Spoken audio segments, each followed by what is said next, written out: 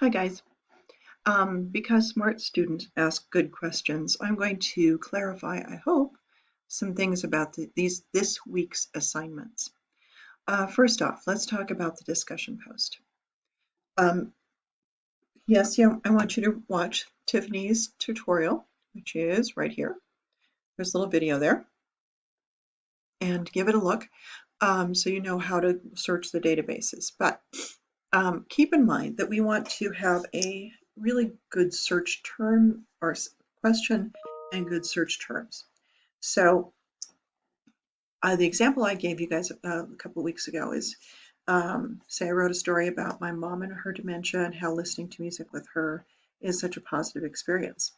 And I want to learn more about that. Say that's my topic, music and dementia. But I could overwhelm myself. I could take on all aspects of dementia, all types of dementia. I could look at what causes dementia, what are the treatments for dementia. I could look at what's the difference between Alzheimer's and vascular dementia, early onset and lifestyle affected dementia. It's so much, right? I could kill myself taking on the universe, but I don't want to do that. I want to do something I can focus on. So let's see how I can narrow it down, and I'll say, what are the benefits or what are the effects of listening to music on patients with dementia? So maybe that's my overview question, or maybe I can play with it a different way. How do patients with dementia benefit from listening to music? Maybe that's it. But I would have to do some sub-questioning too. So if you look in your chapter about planning your research, um, the chapters I've assigned, you'll see that there's the main question and then there's some sub-questions. So you're not asking the same question over and over again and plugging the same phrases and key terms into your search engines and your database searches, because you're going to get, you need to mix it up a little bit, but you're going to get tighter and tighter focus. So maybe some of my sub-questions might be, what are the benefits to the brain of listening to music for patients with dementia? How does it affect memory? How does it affect the caregiver-patient relationship? How does it affect mood? Those things are sub-questions, but they fit under the bigger question of what are the effects of listening to music for patients with dementia? So that's what I mean by boiling it down to a major question. You can have your sub-questions too. That's all good. But this week, you're going to practice finding some sources using the databases and the tools that Tiffany shows you in that video, if you haven't seen it already. And you'll talk a little bit about, you're going to answer these questions. You're going to talk about your topic, who's going to benefit from it, your basic question, your main question, and then you're going to respond to these questions about how the database works and what it's like compared to other searches you've done and so on. I hope that helps a little bit to be thinking that way. The other thing I want you to be thinking about is, of course, the topic should interest you, but it should also interest a larger readership. And so think about who might benefit from this information. So I might be thinking about who might care about music and dementia. Well, maybe caregivers do, right? Because they need to help the patient feel comfortable, connect to memories, have a better relationship with caregivers. They're probably going to care about that. So maybe I'll be thinking about what questions would they have? What do they need to know? How can I help my audience?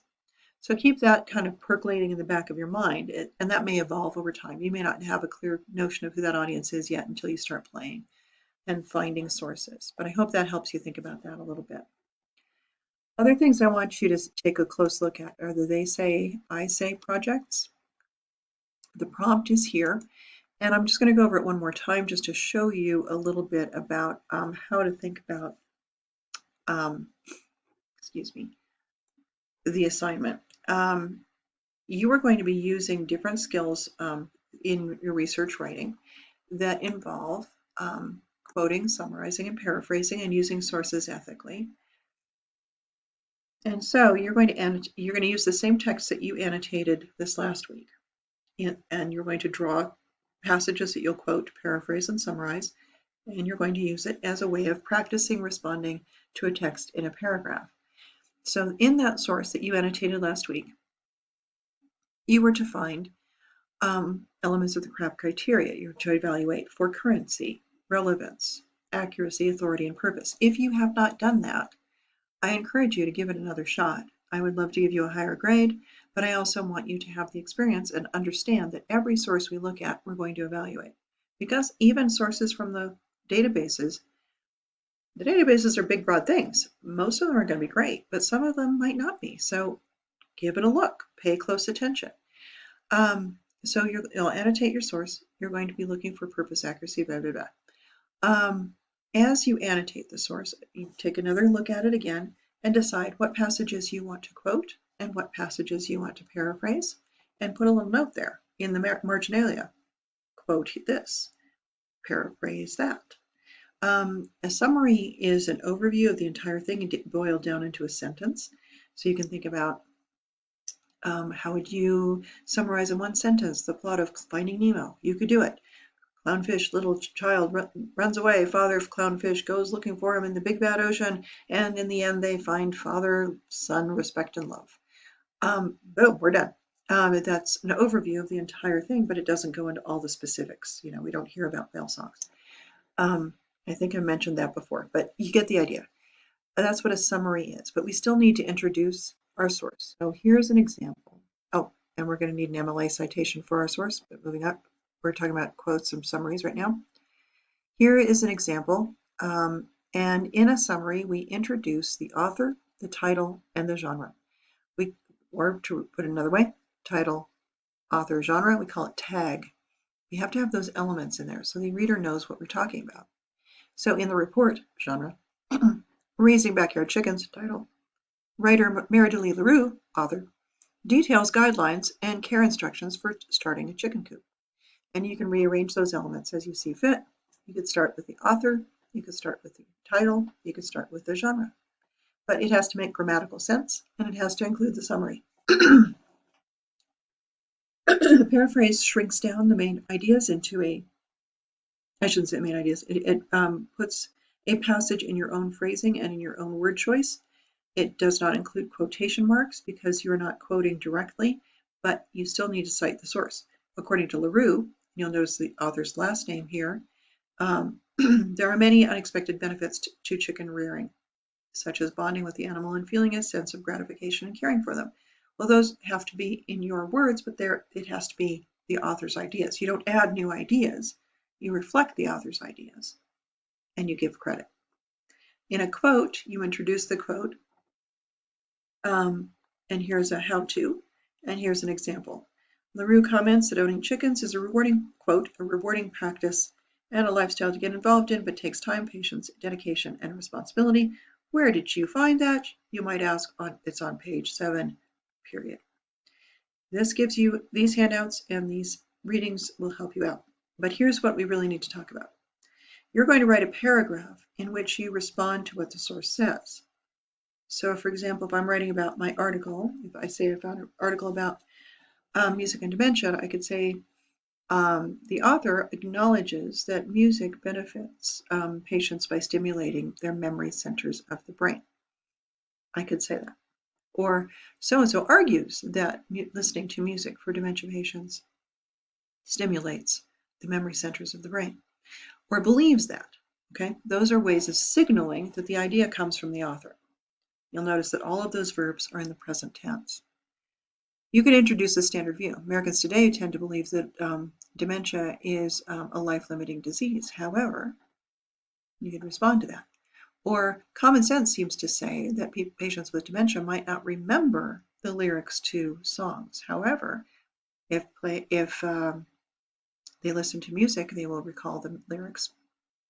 I'm making stuff up as I go. And actually that's the actual truth, but I'm paraphrasing poorly. So all of these are sentence starters, and you're probably going to use things like X states, author states, example, standard states, such and such. But you might come to a passage that's really complex. So you might quote your source.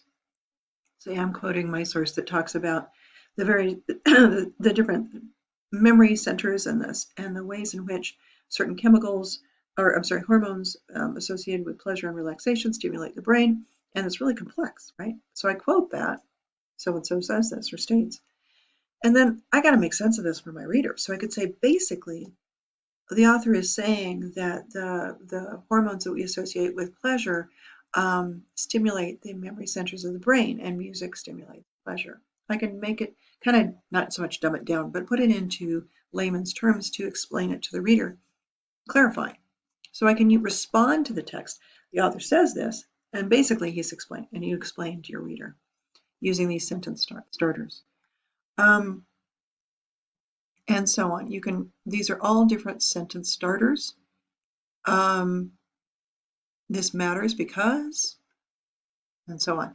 These are signal verbs. So the author acknowledges, advises, agrees, concurs, grants, rejects, responds, thinks. You can use any of those verbs. You will also need to make transitions from time to time. So to add information, you might say, so-and-so thinks that listening to music is great for the brain. It's also good for regulating heartbeat and respiration. Cool, right? Adds a little information. Or additionally, indeed, or make a contrast. While listening to music does stimulate memories of lyrics, however, on the other hand, or in contrast, it does not enhance long-term recall. Likewise, listening to music is fun and pleasurable. You see what I'm saying? You can use these transition words to guide us from one idea to another, and so on. So the best example I can give you to explain how this works is for you to go here to the sample assignment done by another student that will explain this process for you. You'll see your annotation. You'll see her works citation, and you'll notice this is a hanging indent format where the last name of the author stands out to the left and the rest of the citation is indented. I will post some videos on how to do that a little later. You'll see that we have a summary, a quotation, and a paraphrase. Those very citations, those very summaries, quotations, and paraphrases appear in the paragraph.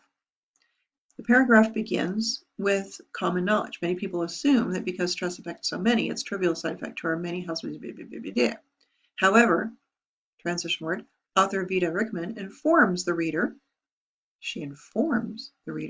that stress can be devastating. That's a paraphrase. Rickman explains, now that she's been introduced once, we can use her last name. Rickman explains, and there's a quote, and it comes from this article. In making this comment, Rickman urges readers to consider how stress may lead to long-term consequences, Although, transition word, stress may seem of concern only to a small group of people, it should be of concern to anyone who cares about their long-term health, Now here, it explains. In this sample paragraph, I use standard views, introducing what an author says, explaining a quotation, and establishing why these ideas matter, and so on. Those are the template forms that you see in the prompt. And so that person is just plugging in those sentence starters, the quotes and paraphrases that she used from the source, and then you have a starter paragraph that may appear in your essay. How's that for pre-writing and getting the skills that you need to get used to writing your essay? So I hope this helps a little bit. If you guys have more questions, I will make more videos. Sorry, more videos? What am I kidding? That's terrible. You'll be worn out. Okay, you're welcome.